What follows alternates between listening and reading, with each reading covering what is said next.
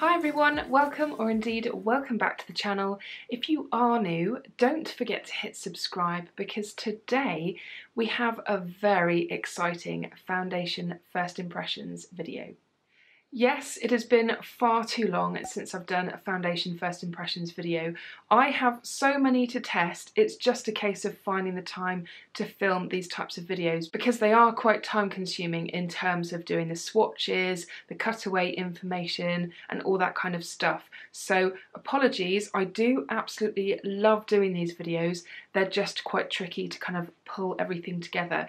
And I do like to be quite detailed, as you probably know, in my foundation videos. So if you're after extra information, swatches, a wear test, application, all that kind of stuff, then you are in the right place. So the foundation I will be testing today is the very sensational, much talked about new foundation to Estée Lauder, and it's Estée Lauder Nude, the very watery and quite fluidy foundation that they've recently come out with. As soon as I heard about it being launched in July, I knew I had to get my hands on it.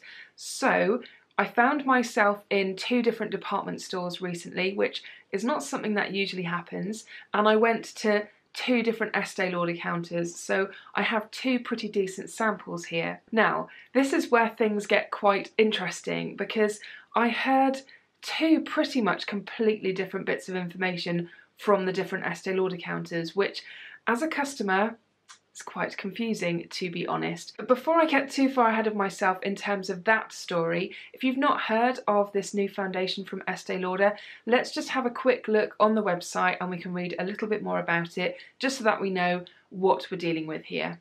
So here we have the official esteelauder.co.uk website, and straight away you'll notice they've got the new Double Wear Nude foundation there right next to the regular Double Wear, and it's the same price. Also, you'll notice that they've actually created a pump as well, which I know a lot of people have been asking for a long time, so that's a really exciting development. Hopefully it works okay, because I'm not sure their reasoning on why it's taken so long to create one. Anyway, we're not here for that, we are here for this. So in a nutshell, Double Wear Nude is a water fresh makeup with an SPF of 30, which is great. It's lightweight, anti-pollution, 24-hour wear if you should so wish, and it's light to medium coverage. There are quite a few shades here. By my quick count, that's 33 shades. I have a feeling that is less shades than the regular Double Wear. I will double check that in just a second. I'm pretty sure when I went to the Estée Lauder counter they did actually say that there are less shades in this, but they are looking to come out with some more shades soon. I've also heard that choosing your shade is really quite tricky and you actually need to go a whole shade down. So if you're normally a 1, you go to a 2, if you're normally a 2, you go to a 3, and so on. You might need to tread a little bit carefully when it comes to deciding your shade. So in terms of what it's actually going to offer me, it's going to give me a real skin flawless finish with real protection. Why are they keeping on using the word real? I don't know. 24-hour staying power, it's water light, fluid long wear makeup that feels like I have nothing on, and it will move comfortably with my skin. So I guess what that's saying is if maybe you have dry skin, then it's not going to feel like it's creasing or cracking or something, I guess. It will look fresh, natural, healthy and even toned. It also has a moisture complex containing red fruit extracts including watermelon, lychee seed and apple,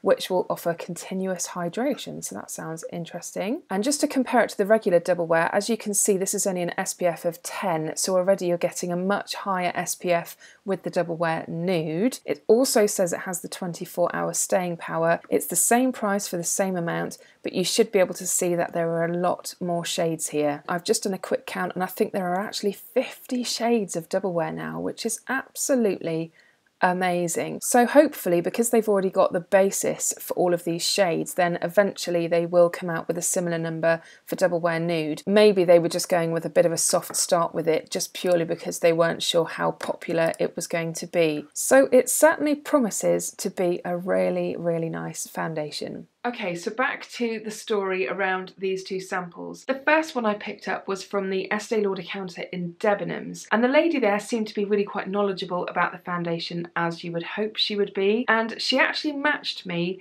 in the shade 3 N1, which is Ivory Beige, and she assured me that this is the kind of foundation that you need to go down a full shade. So if you're normally a 1, wear a 2, if you're normally a 2, wear a 3, and so on. Because as you saw in my little information cutaway, there are a lot less shades in this than there are in the traditional double wear. Now, you do have to be pretty careful with this stuff, and they advised me to literally just do that with it because it is so watery. So I'm going to be very careful to shake it up, get a semi-decent amount on my finger, and put the lid back on, because I don't fancy clearing up double wear everywhere, to be honest with you.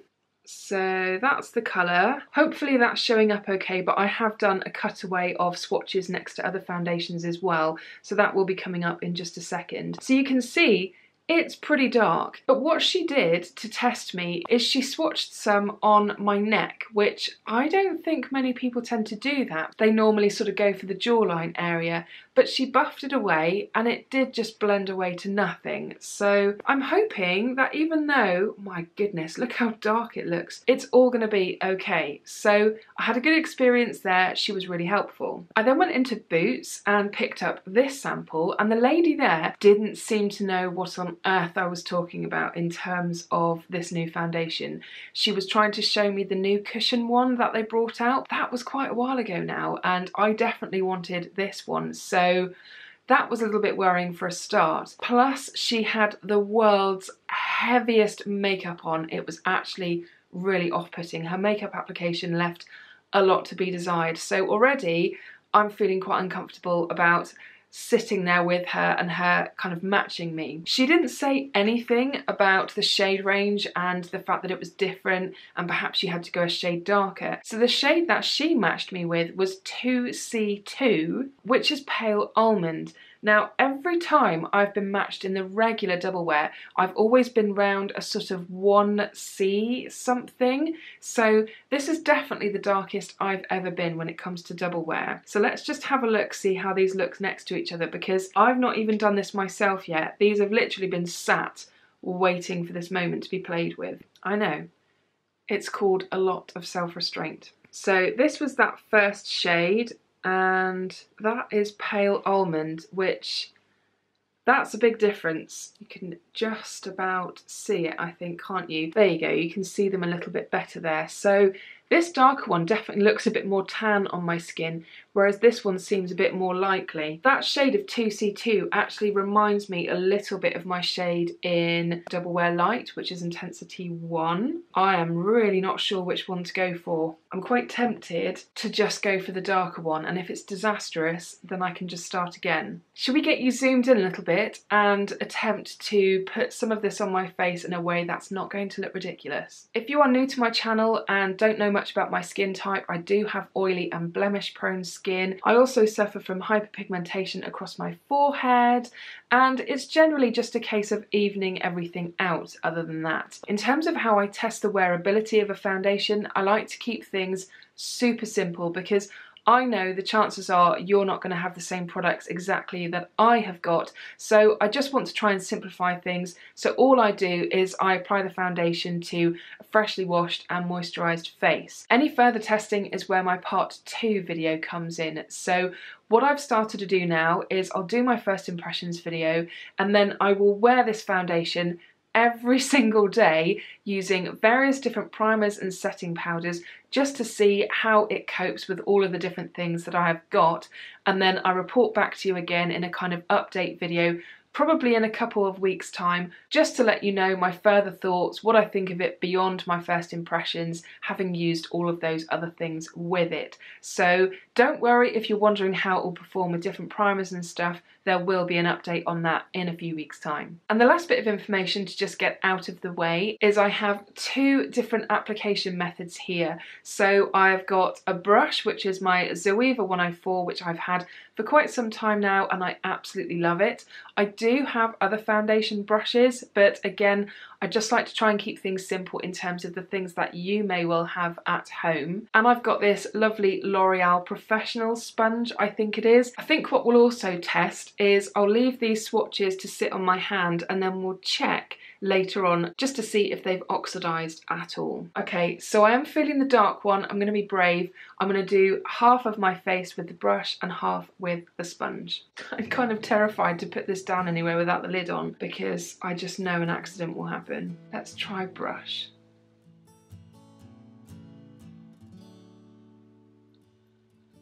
As promised, it does seem to be blending really nicely, and the colour doesn't look too bad either, but I think it's going to be a case of seeing what it looks like once I've actually done my full face, because that's the only time that you really truly know. Quite a bit to cover here, so I'm going to go fairly heavy-handed, I think. Okay, I think that is pretty much half of my face done.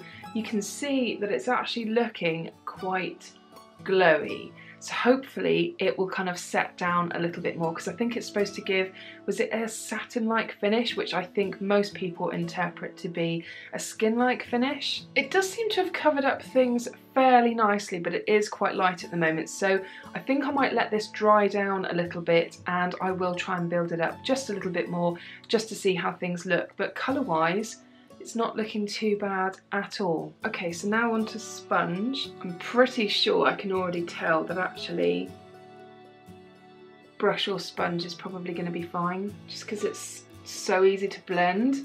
You definitely don't really notice that you've got anything on your skin. You can't detect it at all. That first side that I did doesn't seem to be really drying down. It still seems to be very shiny. Doesn't feel particularly sticky though. I might actually take back what I said about the application methods, because this feels like it's taking a long time, but then that usually is the case with sponge. Okay, I think that is everything evenly done. It's very difficult to tell because it is quite undetectable on the skin, but at the same time it does seem to have offered an okay level of coverage. So I know how confusing that sounds, but it's a bit of a strange one. I do still have stuff showing through. I've got quite a lot of hyperpigmentation still showing through. I have got this scar here, which I've been over a couple of times and it hasn't really covered it. And I've still got some neck stuff showing through as well. So this on me will definitely need to be built up. So I'm just going to go back and build it up again. Okay, I think that is my full face done. I've literally given up on trying to build this up anymore because I just don't think it's going to get there. Unless you had several hours in which to apply your makeup and you could maybe, I don't know, powder in between or let it dry down even more. But it's just not getting there, I don't think. The bits of my skin that don't need much coverage do actually look just really healthy, and it does look very natural. So if you didn't have a lot to cover up, this could be a lovely choice.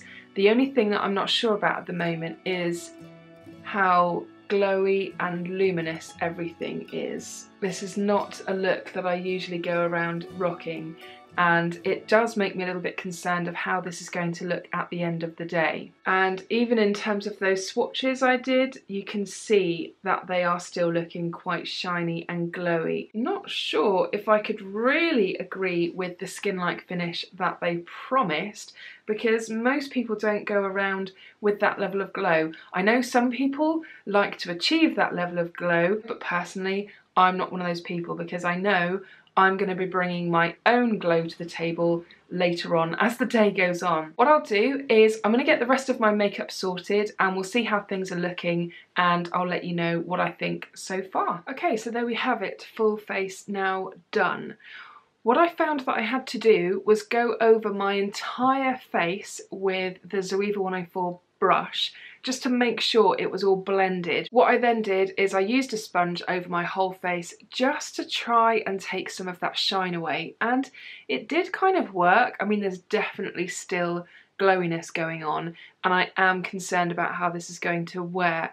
But in terms of how it's looking, actually having looked in my big mirror, I think this does look really nice. It's offered a nice, quite natural level of coverage, which definitely isn't full, but it does look really nice, really pretty, very natural, and has pretty much covered everything really quite nicely. It's comparable to quite a few other foundations that I have that offer a similar level of coverage, and I'm kind of thinking in the ordinary territory right now. And in terms of those swatches that were on my hand, I definitely am going to have to wash them off in a minute, because I don't think they're going to dry down to the point that I'll feel confident to just walk around with them on my hand for the rest of the day. Unlike if I was to use, say, L'Oreal Infallible Matte or the original Double Wear, which does dry down and kind of lock in place. So here's what those two swatches are looking like, and you can see that there is still a fair bit of glow to them. The darker one of the two has dried down a little bit more, so maybe it will continue to dry down on my face.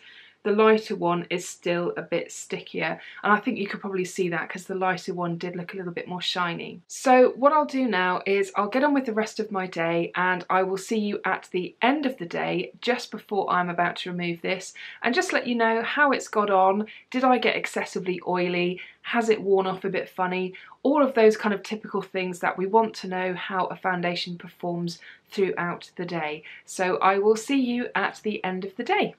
Okay, so it's the end of the day, and this final check-in is so much later than what I would normally do, but we ended up going out for dinner, blah, blah, blah, blah. So yes, this foundation has been on my face a little bit longer than usual. But let's just have a look, see what's going on. Straight away, you'll probably see that my mascara has smudged. This is a mascara that does tend to smudge on me, but it's smudged particularly badly today, and I think that is largely due to this foundation because it does have that kind of glowy, almost oily finish to it. I think in terms of the colour, I have just about been able to get away with it. It is a touch dark, and I'm wondering if the other one might be a touch light for this time of year. So I'm going to have a bit of an experiment. I might even try mixing the two shades together, and that could possibly give me my perfect shade for the moment.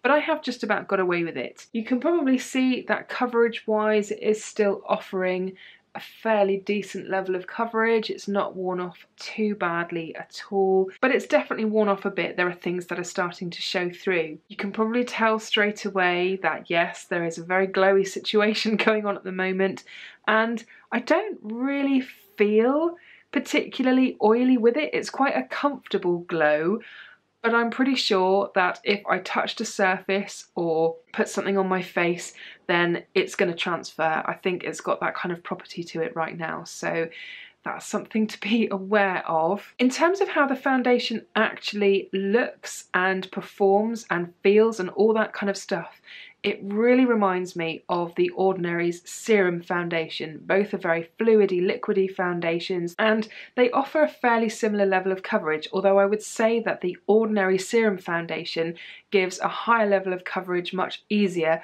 than this one has done on initial application. It doesn't seem to have clung to any dry patches, but then I wouldn't expect such a glowy foundation to indeed cling to dry patches, otherwise that would be just a little bit irritating. So I think if you had normal to dry skin, this could be a lovely foundation, bearing in mind it doesn't seem to offer a great deal of coverage. So if you're after not too much coverage but a very natural looking finish and something that just feels like you're not wearing anything at all, because that is how it's felt. Even though I'm really glowy, I don't actually feel too bad. I mean, my forehead is a little bit sticky. I've not got that heavy oily feeling that sometimes you get when you're naturally oily skinned and your oils do start to come out, so it's definitely a comfortable one to wear. I don't think this is a fantastic match for me. It doesn't quite offer the ease of application that I usually like. It doesn't offer the level of coverage that I usually like, and of course we have an oily situation, so there's not much room for it to be salvaged there really. But having said that, I am looking forward to experimenting with it, trying it with various different primers and setting powders, maybe different moisturisers too, just to see if it's clashed with my moisturiser. And of course I will update you in a couple of weeks just to let you know how that experimentation has gone along, and I'll also include lots of pictures as well, just so you can actually see what's been going on my face whilst I've been testing it. So I am a bit disappointed by this foundation. I was kind of hoping that it wasn't going to be quite so glowy. I did watch a couple of reviews and at least one person had oily skin and they seemed to get on with it that bit better. So I think further experimentation is required, but certainly from a first impressions point of view, I am feeling a bit disappointed, and I just don't think that this has been the exciting launch that I was expecting. I think this one is very much tailored for a normal to dry skin, unless of course you really like the glowy factor look on your skin. So I just don't think this one was particularly for me, but I will happily experiment with it, and I will be very happy to be proved wrong if I do manage to get a combo to work and look really nice, because upon initial application, apart from the glowiness that was going on, it did actually offer quite a nice, natural and quite pretty level of coverage. So that's it for today's video. I really hope that you enjoyed it. It feels like it's been far too long since I last did a foundation video, and I know from your feedback that generally speaking, most of you guys like my foundation videos, so I will have to try and find more time to do more of them. If you did like this video, I would really appreciate a thumbs up down below, because it does really help support my channel. And if you are new and would like to subscribe to see more content like this from me in the future, I will pop a button just here so you can click it and get notified of new content as and when it gets uploaded. And if you've not seen my last video, I will pop a link to that one just up here so you can click it and check that one out too. Anyway, I hope you're all really well, and I will see you again soon. Bye!